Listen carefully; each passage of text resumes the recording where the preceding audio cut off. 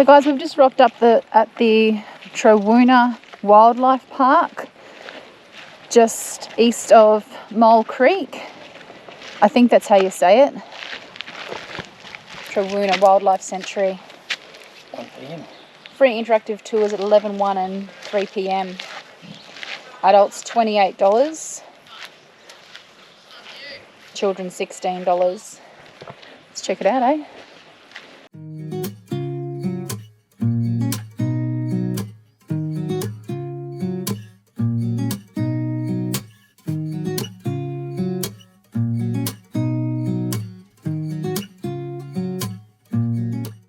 How do you say it? Trowunna. Trowunna. Yeah, it's Pelikwani, which is the local indigenous language, Yep. or heart-shaped island or heart-shaped island. Okay. Yeah. There you go.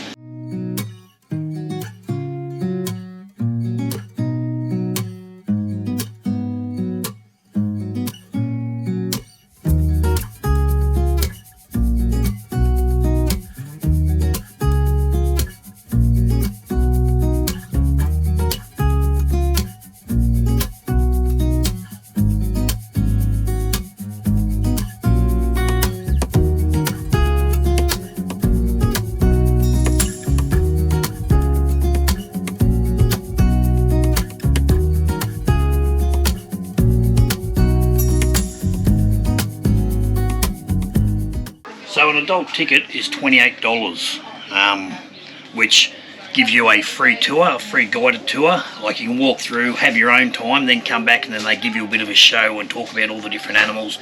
As you said, they're all native to Tasmania. Caution, quolls and devil's bite.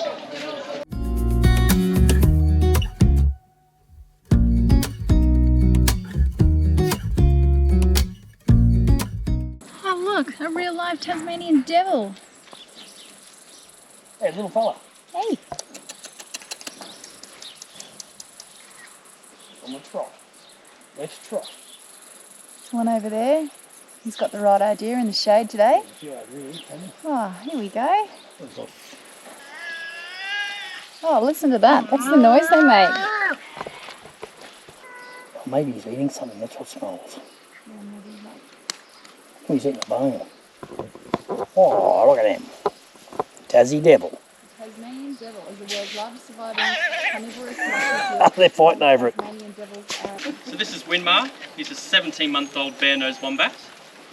So he came into us when he was 6 months of age, so roughly this size when he first came in. Nice and small. So a colleague of mine has hand-reared him from that young age. He is a bit smaller than your average 17-month-old, just because he hasn't had mum's colostrum, mum's milk from that young age. He is just a bit slower in development. How big will he grow? Almost double the size than what he is now, being a male. So here's a bare-nosed wombat. So they are found across the whole state of Tasmania. They are secure in population down here.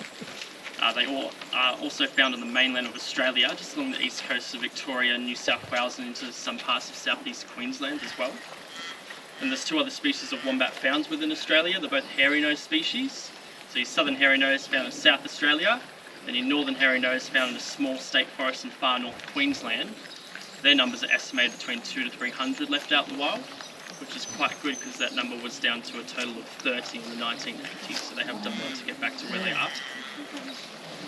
Wombats, they are marsupial, meaning they do have a pouch and they give birth to underdeveloped young. Now their pouch is a bit different to your kangaroo pouch. It doesn't face up towards their face, it faces out towards their bottom, so it's a rearward facing pouch.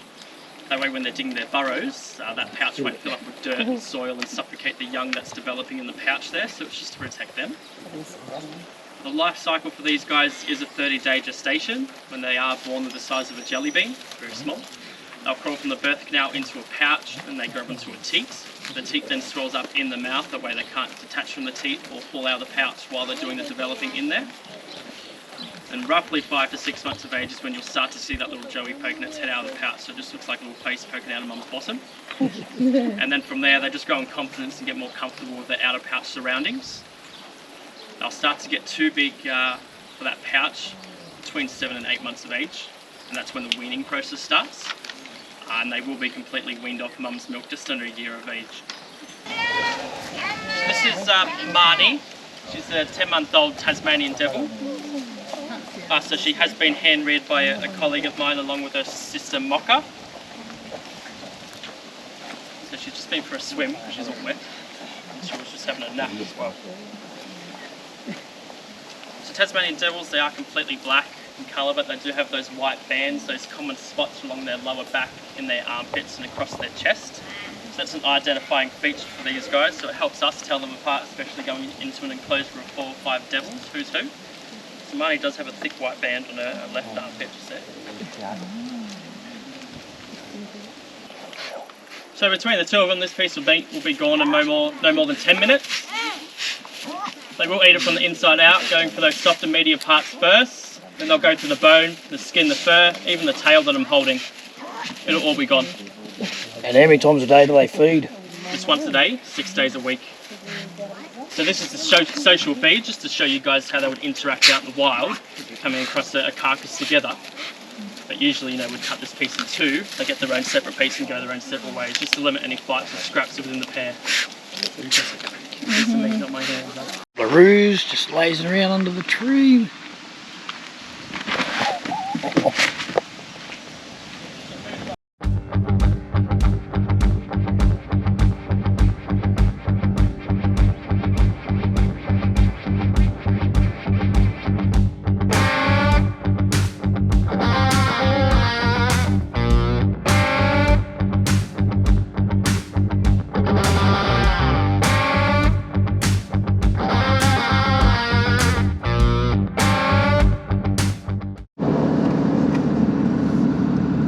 This is summer in the hills of Tasmania. We just passed a sign saying caution, ice. And we can only see what? Maybe 20 metres, 25 metres. 25 metres in front of us.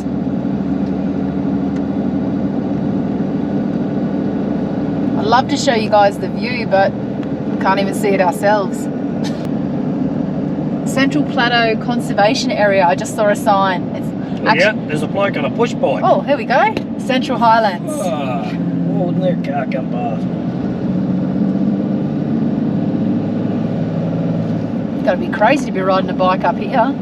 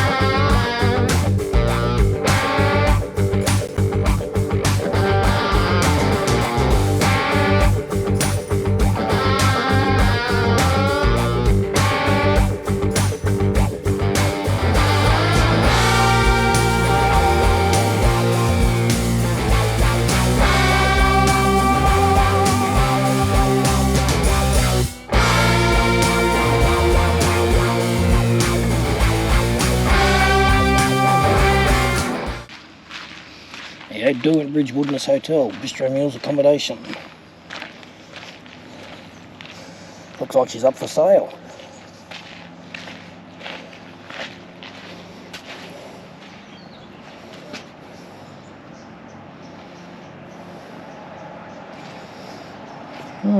So if you're interested in the pub,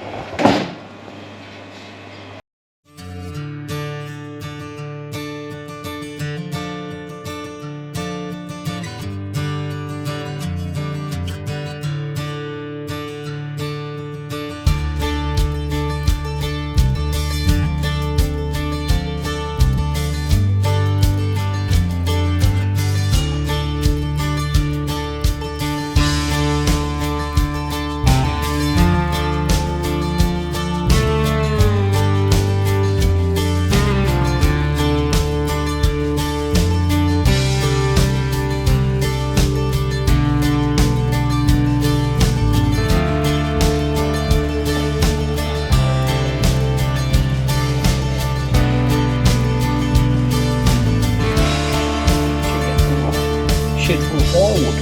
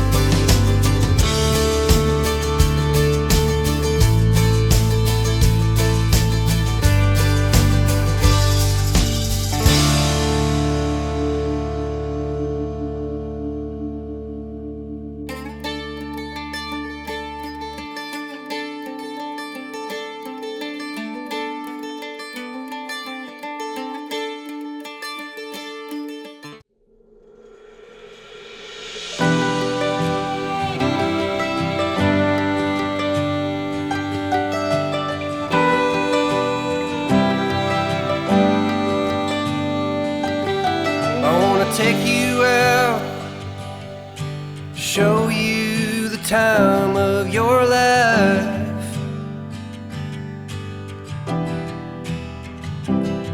I wanna figure out what it takes to give you everything you desire. I wanna lay beneath the stars with you in the back of my truck. I guess that this is what they call love. Baby, you've been driving me crazy for so long now. I've been waiting on the sidelines, praying for the right time to let you know you're all I ever wanted and more.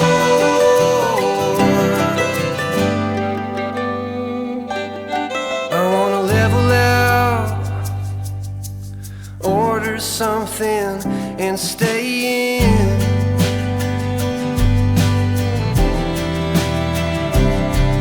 Put a record on, let's hide the phones and make believe the world don't exist.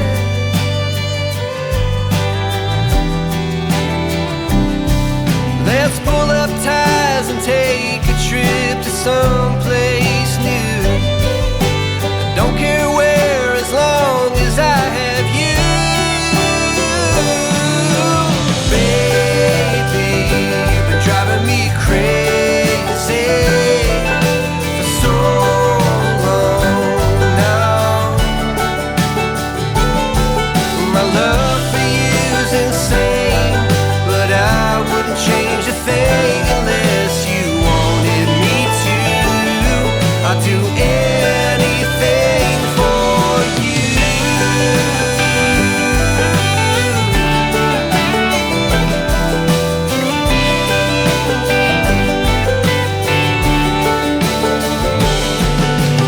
Waking up next to We've got Mount Hugel, you can just see the peak of Little Hugel, and then the back of Mount Olympus, the south end of Mount Olympus in front. The lake goes up in front of that, so we'll get a better view up at the top of the lake. It's the deepest lake in Australia, 167 metres, steepest.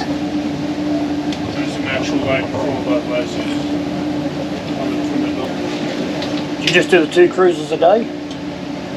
Yeah, 2 for the cruise and then the 2 trips in the middle of the day are just for walkers.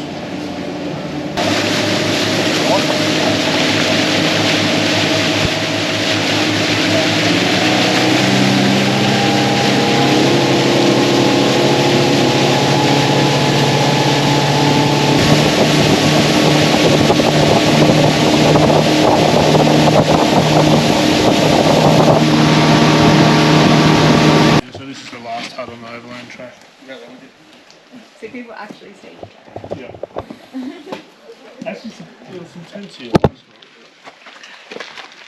Yeah, I spoke to a few walkers. They said a few people staying, but they get very noisy, so some just sleep in their tents outside. use when the weather's real good. Different people.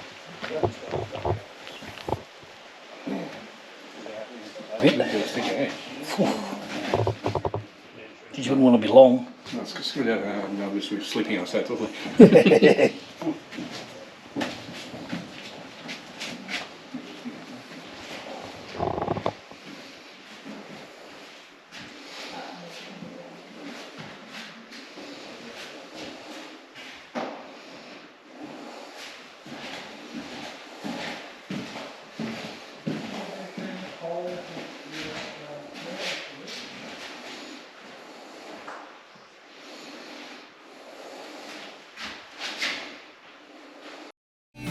Is all I ever wanna do. Baby, we can last forever.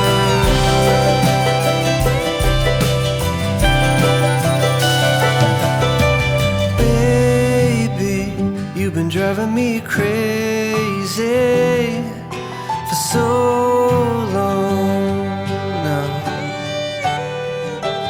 And my love for you's insane, but I wouldn't change a thing unless you wanted me to. I'd do anything, baby. You've been driving me crazy. Hey guys, so we've just popped up to Mount Wellington, just out of Hobart. Gets snow up here. Not sure of the exact height, but yeah, it's pretty strange looking. I'll just turn the camera around. Isn't it cool?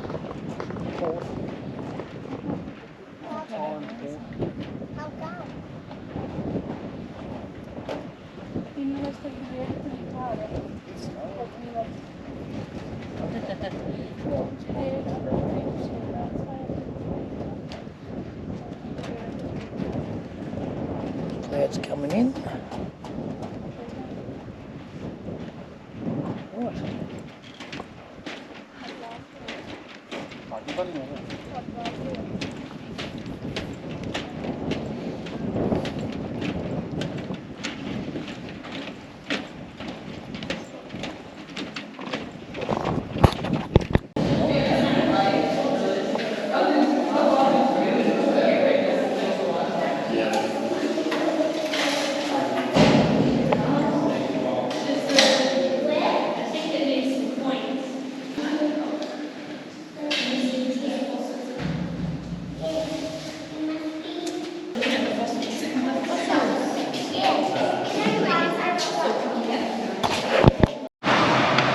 So here we are at Mawson's hut replica and museum. There's some photos of the actual hut. Mawson's hut at Cape Denison, East Antarctica, served as a main base for the Australian Australasian Antarctic expedition from 1911-14, led by geologist and explorer Sir Douglas Mawson. The AAE was one of the few historic era expeditions to focus almost solely on scientific endeavours. The main hut was home to 18 men who set out from Hobart just 200 metres from this site on the 2nd of December.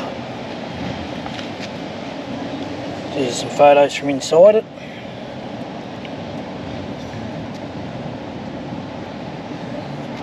This is the actual replica hut.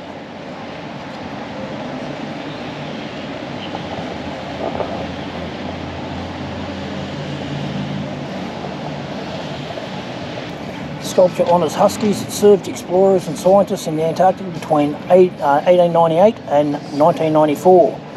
Belisk, who's the standing one, and Alexandra, who's on the sled, were the Australian Antarctic expedition based at Mawson's Hut, Cape Denison, East Antarctica from 1911-1914.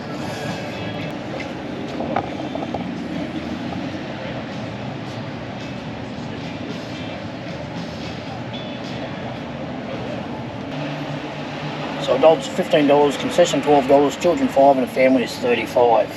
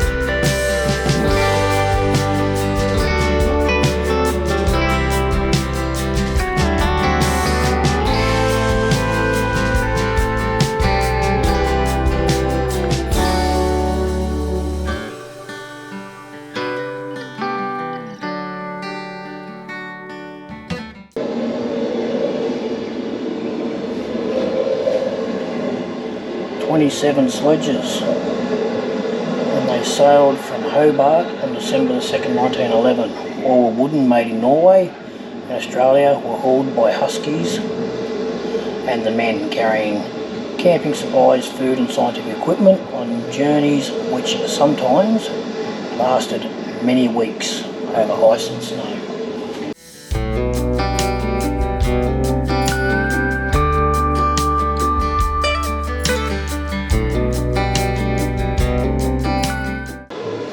Well, there you go. Reading that, one of the guys didn't make it, landed up in a crevice with all his dogs. Merritt's was ahead. Turner raised his ski pole, Mawson stopped and looked back. Innes was nowhere to be seen. The two men retraced their steps. The tracks of the two sledges led to the broken rim of a deep crevice. Only one set of tracks continued beyond it. On a ledge 50 metres below lay a dog with a broken back. Nothing else was seen. Innes, his sledge and the 6 strongest dogs were lost. Also gone was the tent, all the dog food and most of the men's rations. Mawson read the order for the burial of the dead at the lip of the crevice, then they began the long haul back. It began as a mad race downhill, Mert swooping ahead on his skis to find a safe path, Mawson laying on the remaining sledge, arms twisted into lashings to hang on to as the dogs dashed towards the sled, rattling across the bare ice and thundering over snow bridges. At the first camp they made their plans. They would travel further inland to avoid the worst of the crevices. They would kill and eat the dogs one by one. They plodded on across difficult country for 3 weeks, growing weaker and hungrier. There was little nourishment in the dog meat, which was mostly sinew and gristle, although the brains and liver were easier to digest. But when Mertz became too ill to travel, they halted, unable to eat, suffering terribly from dysentery and seizures. He died in the tent. Mawson buried Mertz under a cairn of snow blocks on the glacier. Then he turned away to face a lone journey of 160 kilometres to reduce weight. He cut the sledge in half with a pocket knife. He boiled all the remaining dog meat and used up some of the kerosene. Inspecting his painful feet, he found that the toughened skin of his soles had completely separated from the flesh. He bandaged the old skin back in place and covered his feet with 6 pairs of thick socks and fur boots. He pressed on. Heavy snow fell, slowing the sledge. Hard ice tortured his feet. Skin peeled from his face and mask, and massive boils festered on his body. If starvation and exhaustion weren't enough, the high level of vitamin A in the dog's liver probably poisoned both men and may have caused the death of Mertz. Crossing the glacier, he heard cracking and rumbling from the depths as the ice moved. The sledge capsized again and again in the wind. Mawson pressed on a steep uphill slope. He broke through a snow bridge and only saved himself by flinging his arms out of each side of the crevice. Further along, he broke right through and fell 5 metres, held by a knotted rope from the sledge to his harness. He thought, so this is the end, but somehow struggled back up the rope and clambered out. He pressed on. So Ninitz and Mertz.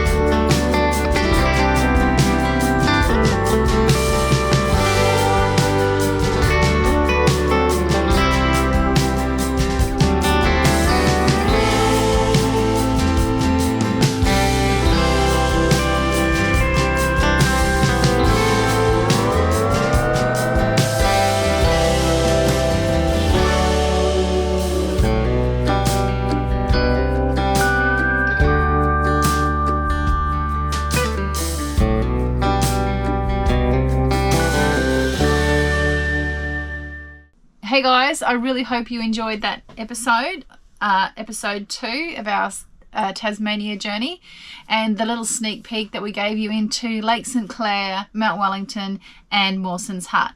Anyway, it's that time again. Joke time with Dave.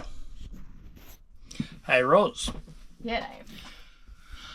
On the news before, a truck loaded with Vicks Vapor Rub rolled over on the highway. Oh no. Amazingly, there was no congestion for 8 hours. Catches.